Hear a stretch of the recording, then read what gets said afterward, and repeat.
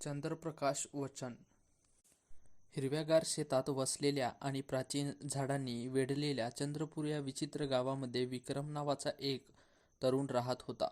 तो त्यांच्या दयाळू हृदयासाठी, साहसी भावनेसाठी आणि कथा सांगण्यासाठी आवड यासाठी ओळख होत होती. दर पौर्णिमेला गावकरी विक्रमच्या मनमोहक कथा ऐकण्यासाठी कॅम्प फायरवरती जमा व्हायचे आणि ते चंद्राच्या वैभवांच्या रात्रींची आतुरतेने वाट पाहत असे. एक विशिष्ट पौर्णिमेची रात्री जेव्हा विक्रम त्यांच्या कथांमध्ये विधींची तयारी करत होता, तेव्हा त्याला गर्दीच्या टोकावर एक सुंदर तरुणी उभी असलेली दिसली. तिचे मंत्रमुग्ध करणारे डोळे होते, जे ताऱ्यासारखे चमकत होते, आणि तिचे लांब वाहणारे केस धबधब्यासारखे तिच्या पाठीवरून खाली आले होते. तिचे नाव अनिका असून ती नुकतीच कुटुंबासह गावी राहायला गेली होती. अनिका विक्रमच्या मंत्रमुग्ध करणाऱ्या कथनाकडे आकर्षित झाली आणि तिच्या ॲनिमेटेड अभिव्यक्तीमुळे आणि त्यांचे शब्द ज्या प्रकारचे जिवंत झाल्यासारखे वाटले, त्यामुळे ती स्वतःला मोहित झाली. जसजशी रात्र होत गेली तसतसे दोघांनी एकमेकांकडे टक लावून पाहिले आणि संध्याकाळच्या शेवटी त्यांना एक न बोलता आले संबंध जाणवले. त्यामुळे त्यांना अधिकची इच्छा झाली. त्यानंतर दिवसात विक्रम अनिकाबद्दल विचार करणे थांबवू शकला नाही आणि तिला तिच्या घराजवळ भटकवण्याचे सर्व निमित्त सापडले. एका सकाळी गावातील विहिरीजवळ ते एकमेकांना भिडले, तेव्हा नशीब त्यांच्या बाजूने असलेले दिसत होते. त्यांचे संभाषण सुरू केले आणि लवकरच त्यांनी अंतःकरणे जंगलातील वेलीसारखी गुंफली गेली. प्रत्येक जाणाऱ्या दिवसाबरोबर विक्रम आणि अनिका यांनी प्राचीन वटवृक्षांच्या सावलीत त्यांचे प्रेम, स्वप्ने, आकांक्षा आणि रहस्ये शेअर करत अधिक वेळ एकत्र घालवला. अनिकांच्या कृपेने आणि शहाणपणाने विक्रमला धक्का बसला, तर तिने त्यांच्या सर्जनशीलतेचे आणि शौर्याचे कौतुक देखील केले. आणि पुढे एका संध्याकाळी चंद्र उगवू लागला. विक्रमने अनिकासोबत एक खास गोष्ट शेअर करण्याचे ठरविले. ही कथा एका खगोलीय वाचनाविषयीची पिढ्यानपिढ्या पुढे जात आहे. त्याने एका चांदणीच्या आख्यायिकेबद्दल सांगितले, जिथे दोन आत्म्यांच्या प्रेम आणि भक्तीचे मोहित झालेल्या चंद्राने जेव्हा त्यांच्या तेजस्वी प्रकाशाखाली एकमेकांबद्दलचे प्रेम व्यक्त केले, तेव्हा त्यांना एकच इच्छा दिली. अनिका या कथेने मंत्रमुग्ध झाली आणि हसतमुखाने तिने चंद्राच्या चमकणाऱ्या प्रकाशामध्ये विक्रमबद्दलच्या तिच्या भावनांची कबुली दिली. विक्रमचे हृदय खूप उंचावले आणि त्यांचेही तिचे प्रेम हे व्यक्त केले. चंद्र त्यांना आशीर्वाद देईन आणि त्यांची अंतःकरणे जवळ आणेल या आशेने दोघांचीही भूक इच्छा व्यक्त केली. आणि पुढे जसजसे वेळ निघून गेले तसतसे विक्रम आणि अनिकांचे प्रेम वसंत ऋतूतील फुलासारखे फुलत होते. त्यांचा हा बंध गावागावात चर्चेचा विषय झाला होता आणि ते ज्या प्रकारे एकमेकांना पुरकठरने त्यांचे सर्वांचे कौतुक केले. पण तरुण जोडप्यांसाठी नशीबच वेगळी योजना आहे हे त्यांना फारसे माहीतच नव्हते. आणि मग पुढे असेच एके दिवशी दुपारी विक्रम आणि अनिका हे दोघे नदीकाठी हातात हात घालून चालत असताना त्यांना एका सूचनाफलकाभोवती गावकऱ्यांचा एक गट अडकलेला दिसला. आणि हे दोघे उत्सुकतेने ती गर्दी सामोरे गेले आणि त्यांनी महाराजांची घोषणा पाहिली, ज्यामध्ये प्रत्येक गावातील सर्वात धाडसी आणि कुशल पुरुषांना शाहीर रक्षक बनवण्याच्या स्पर्धात भाग घेण्यासाठी आमंत्रित केले जात होते. आणि विक्रमचे डोळे उत्साहाने चमकले आणि तो त्याला या स्पर्धेत भाग घ्यायला गेला होता हे त्यांच्या मनात ठाऊक होते. अनिकाने त्यांची महत्त्वाकांक्षा समजून घेतली आणि त्याला त्यांच्या स्वप्नांचे अनुसरण करण्यास प्रोत्साहित केले. तथापि ती त्यांची मदत करू शकत नव्हती, परंतु त्यांच्या सुरक्षिततेने बद्दलची काळजी ती करू शकली नाही. आणि मग पुढे स्पर्धेचा दिवस आला आणि विक्रमने अनिकाला अश्रूंचे निरोप दिला. तिने विजयी होऊन परत येण्याचे वचन देखील दिले आणि तिला चंद्राच्या आकाशाखाली त्यांची वाट पाहण्यास सांगितले. त्यांचे हे प्रेम कोणत्याही परीक्षेला तोंड देईल हे जाणून अनिका तिच्या अश्रूमध्ये हसली ही स्पर्धा चुरशीची होती आणि विक्रमला अनेक आव्हानांचा सामना करावा लागला होता.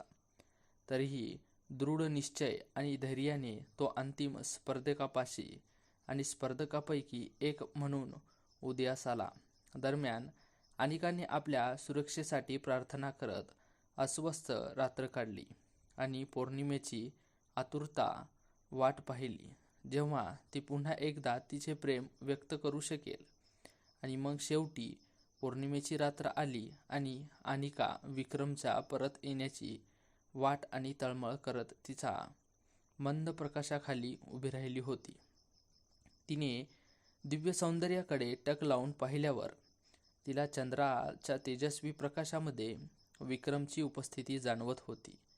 अनिकाला अनोळखी विक्रमने एक सहकारी गावकऱ्यामार्फत त्यांच्या सुरक्षित आगमनाबद्दलची आणि लवकरच तिच्याकडे परतण्याच्या त्यांच्या इतर या गोष्टींबद्दल संदेश पाठवलेला होता.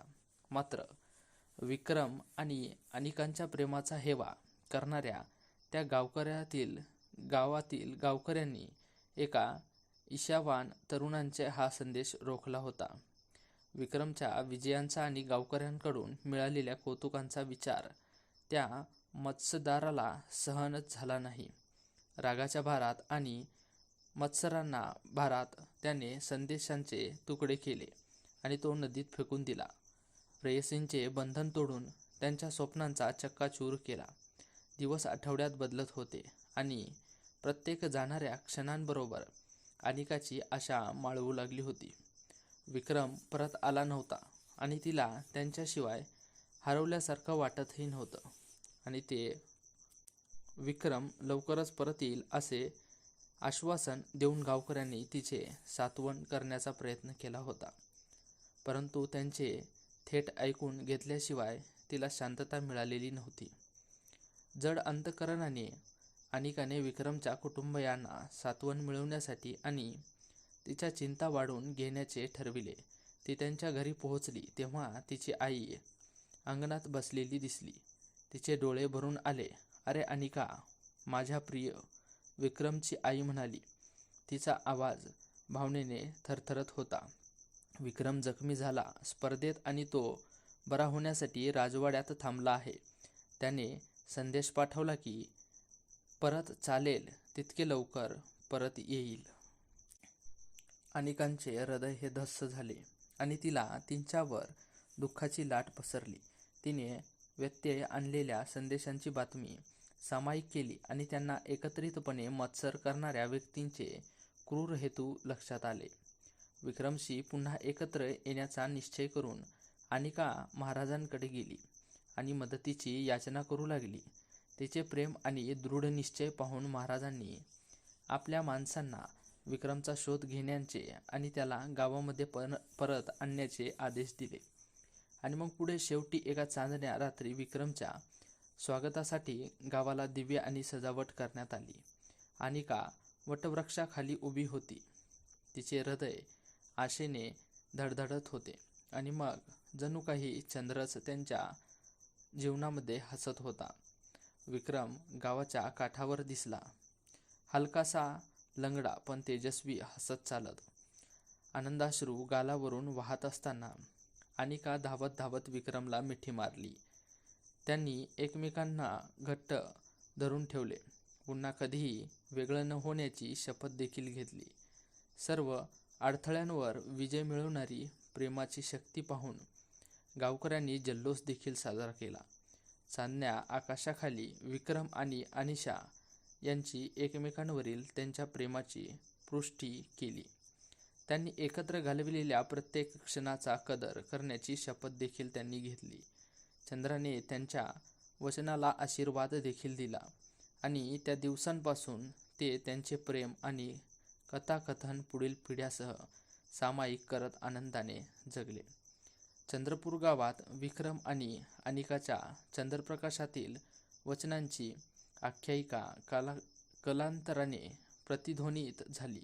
प्रत्येकाला आठवण करून दिली की प्रेम, धैर्य आणि चंद्राची जादू अगदी अशक्य स्वप्ने देखील सत्यात उतरवू शकेल. आणि म्हणूनच त्यांची कहाणी गावाच्या विद्येचा एक भागच बनला होता. एका कालातील कथाजी तरुणांच्या हास्याच्या स्वप्नांचे अनुसरण करण्यात आणि चंद्राच्या सौम्य प्रकाशाखाली प्रेमाच्या सामर्थ्यांवर विश्वास ठेवण्यास प्रेरित करते. अशाच प्रकारे आजची आपली ही कथा इथेच संपते.